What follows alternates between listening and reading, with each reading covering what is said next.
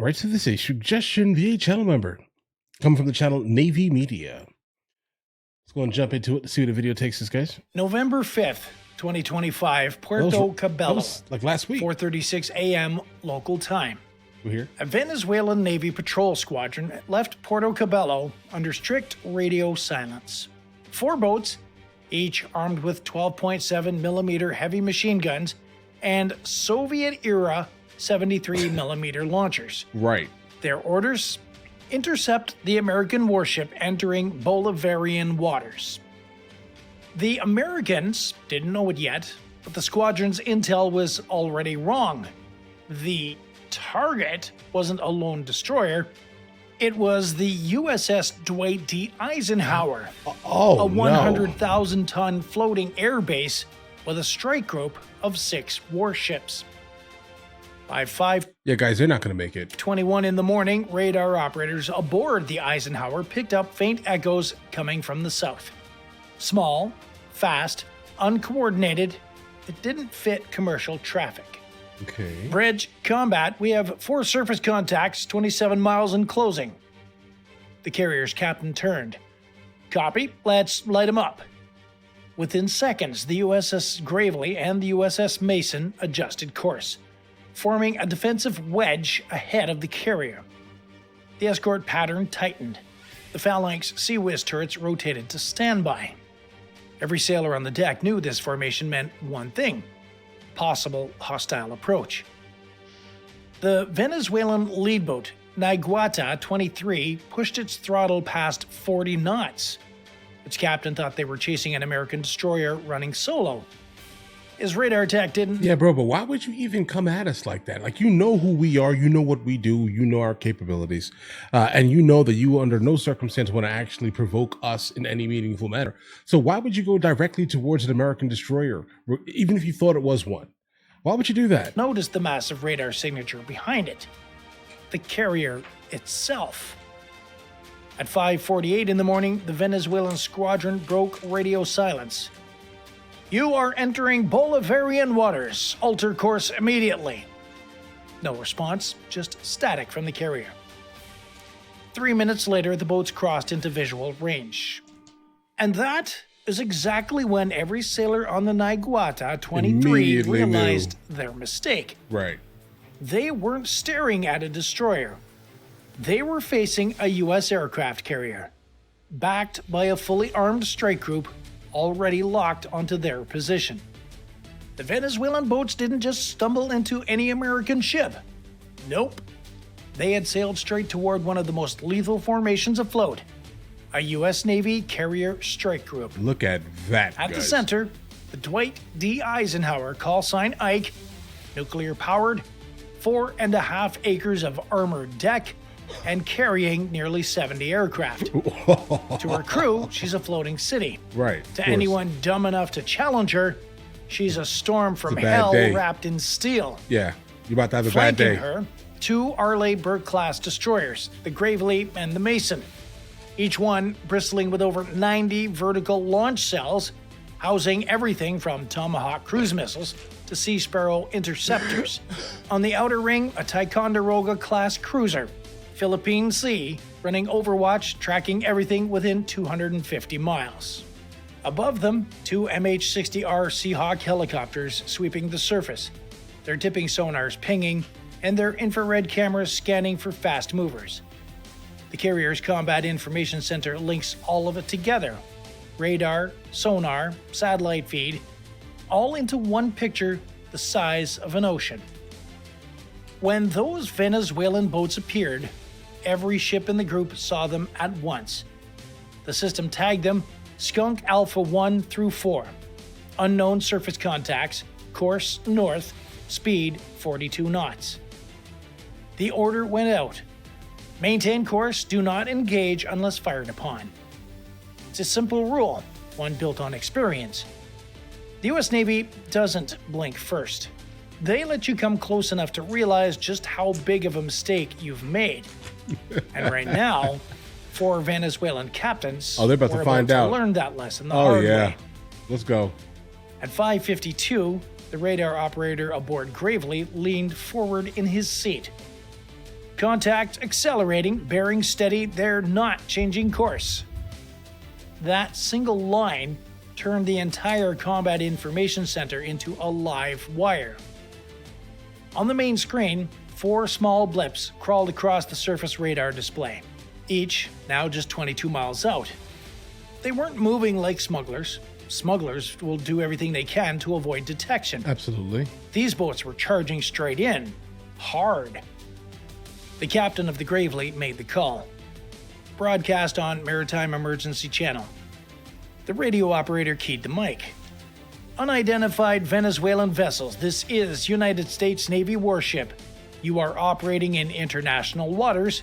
Alter course immediately. Oh, wait, hold on. Wait.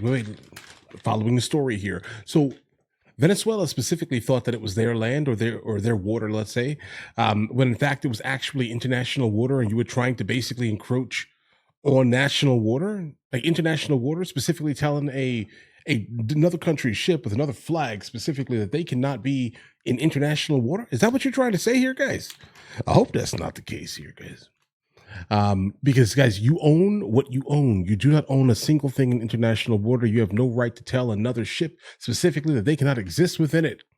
You can't. Nothing. The Venezuelan formation split. 2 boats stayed low, hugging the waves. 2 veered wide, forming a pincer pattern. That's not random navigation.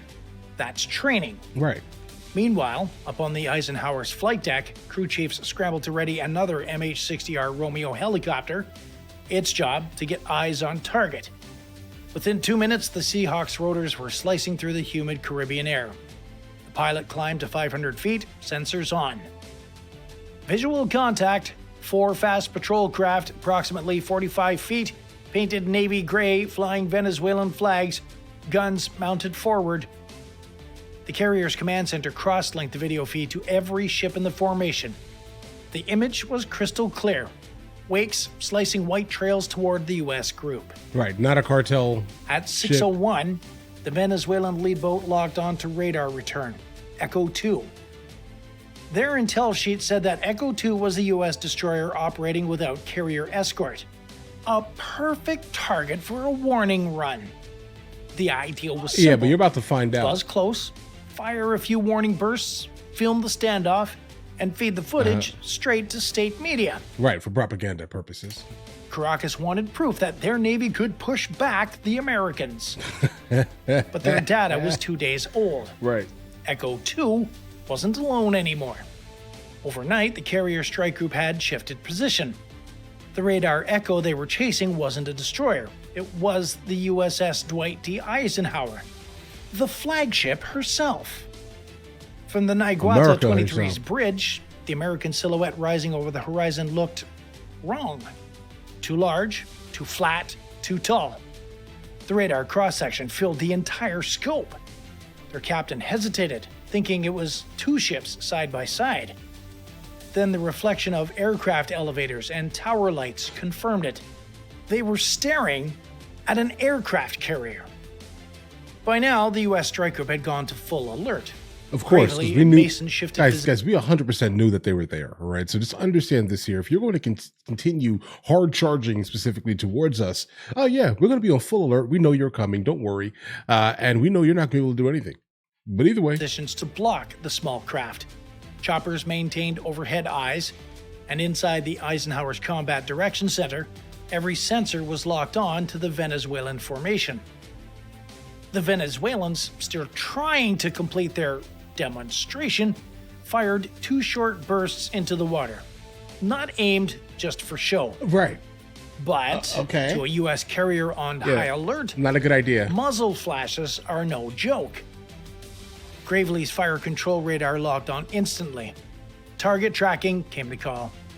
The Venezuelan boats suddenly found themselves lit up by multiple weapon systems. Alarms screamed inside their cabins. Missile lock tones they'd never heard before. In less than a minute, they realized what had gone wrong. They hadn't scared an American warship. No, you pissed them off. They threatened a nuclear-powered carrier strike group with live weapons on standby.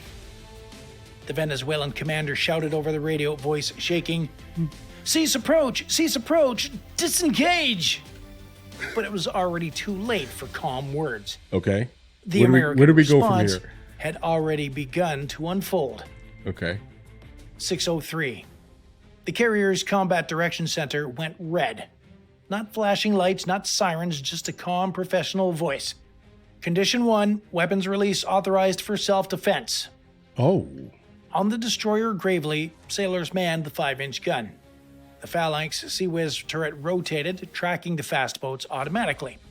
Its barrel spinning at 4,500 rounds per minute, ready to shred anything that crossed the line. A single flick of a switch and the Caribbean would light up like the 4th of July. Above, the Seahawk helicopter dropped to 200 feet, holding a position over the approaching patrols. Its sensor operator could see men aboard the Naguata 23, bandanas, helmets, fingers tight on their triggers. Then came a tone in the Seahawk's headset. Fire control radar from the Venezuelan boat had locked onto the Gravely. Oh. That was the final trigger. Right. Bridge, we are painted, the pilot said. Copy, maintain eyes, do not engage unless fired upon. Inside the Eisenhower, the tactical action officer ran through the rules of engagement checklist. U.S. policy was crystal clear. Do not start a fight, but finish it fast if it does start. A tense minute passed. Every gunner, every radar operator, every sailor just waited. The Venezuelan boats slowed, just barely, mind you. Then one boat accelerated again, skimming the surface at 45 knots straight toward the Gravely's bow. Standby countermeasures, came the call. Chaff pods armed, laser designators warmed up. One mistake, one burst too close, and it would all end in seconds. The Gravely's captain kept his hand steady. He knew the math. 4 small boats against 2 destroyers and a carrier?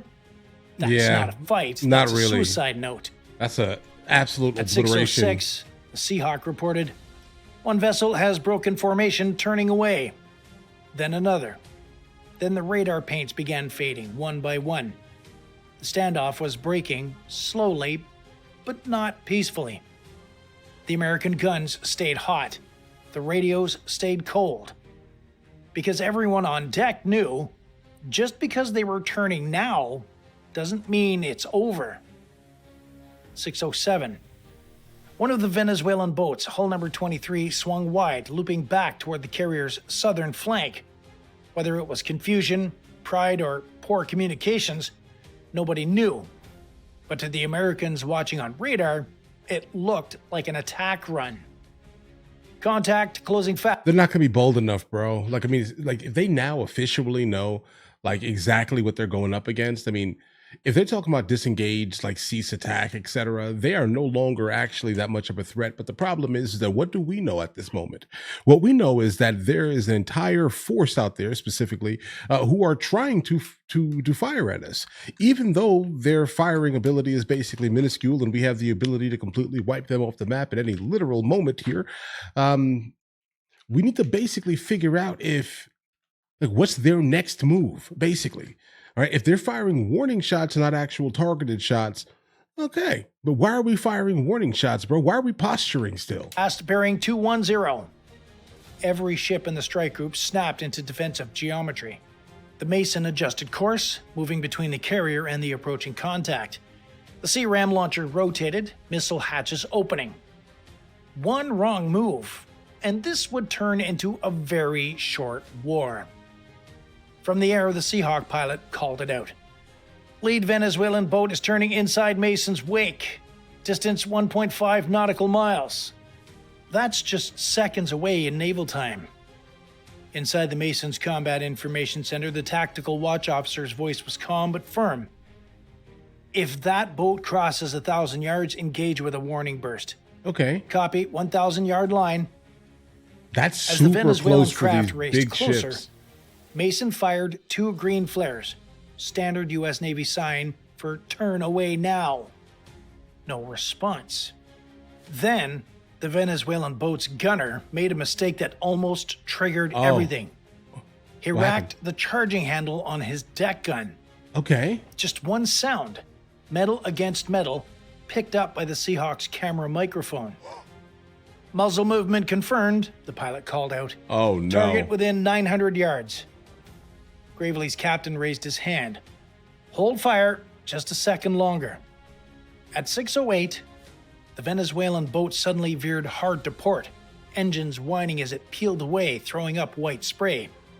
The other boats followed, formation broken. Then word came over comms. Contacts retreating, all units stand down weapons, maintain tracking. It had been a minute from a gunfight neither side wanted, but both were seconds away from starting. I mean, hold on, bro. I wouldn't say neither side wanted it. Obviously, Venezuela went specifically there for the sole purpose of posturing in international waters. That's why they went there. They thought they saw an American ship by itself, and they were just like, hold on, there's three of us, and there's like one of them. Right? Obviously, they're working off of old data, but that's what they did. They went there specifically to attempt to push America back for the sole purpose of propaganda pieces for state-ran media. That's why they went. Please do not act like they're innocent here, because not in this context. By 7 o'clock, the sea was empty again. No Venezuelan boats in sight, no engine echoes on sonar. The strike group held course, speed 20 knots, heading north. But the fight wasn't over. It was just moving to another battlefield, the political one. 2 hours later, Venezuelan state media released a short, grainy video. It showed their patrol boats racing across open water, overlaid with the narration claiming they had repelled an American incursion. Really? Is that what you have done? In Washington, the Pentagon wasted no time. They published satellite images and full radar logs proving that the U.S. group had been operating inside international waters more than 80 miles from Venezuelan territory. Oh, no. The Navy called it reckless brinkmanship. Caracas called it sovereign defense. You don't own international water. Both sides were technically right and completely unwilling to back down. Oh, you're being Diplomats nice. scrambled behind the scenes to cool things off. You're being too nice here. No shots fired, no injuries, just a near miss. But inside the fleet, sailors knew the truth. The difference between a near miss and a war can be as small as a misunderstood radio call or one nervous finger on a trigger. By the next day, the Eisenhower strike group quietly shifted farther north. The Venezuelan boats returned to port under radio silence. Both nations moved on publicly. But everyone at sea knew this wouldn't be the last close call in these waters. It won't be. People think warships can see everything.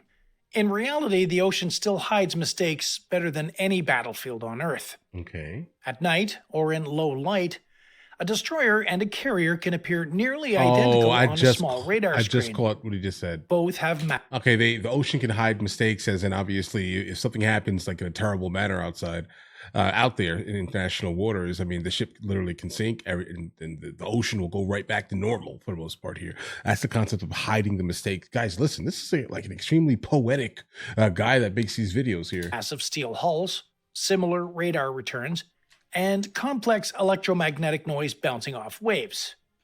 Add poor weather, tired operators, and old equipment, and your target suddenly isn't what you think it is. That's what happened here. Venezuelan patrol crews were using shore-fed radar data, not live ship sensors. Their coordinates came from a static grid that didn't account for the carrier group's overnight repositioning. In the Caribbean, even a 30-mile shift can turn a routine patrol into a full-blown confrontation. And when governments mix politics with poor situational awareness, things get dangerous fast. Right. Naval officers call it threat mirroring, each side interpreting the other's move as aggression, even when it's just self-defense. The truth? Modern navies rely on human judgment just as much as technology. And one misread radar echo or one misheard transmission can spiral into international crisis before anyone even says the word fire. The official reports later called it a routine encounter. The sailors who were there called it something else, the closest they'd come to firing live rounds outside of wartime.